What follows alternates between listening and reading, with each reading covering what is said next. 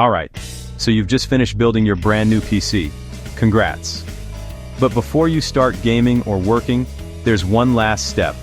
Getting all your drivers and essential software set up. Let me walk you through it, step by step.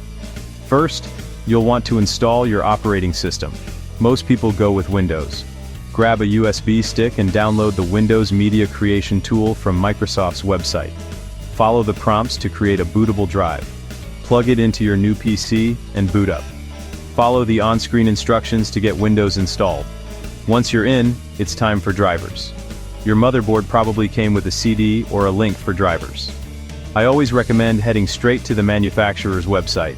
Download the latest chipset driver. Download the latest LAN driver. Download the latest audio driver. Download any other drivers for your specific model. For your graphics card, go to NVIDIA, or AMD, or Intel, depending on what you've got. Install those drivers, reboot, and you're set on that front. Next up, essential software. Start with a web browser if you don't like Edge, Chrome, Firefox.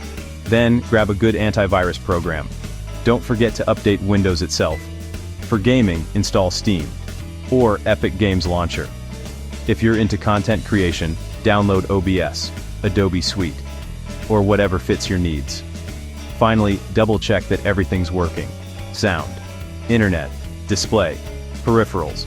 If something's off, revisit the drivers or check your connections. And that's it.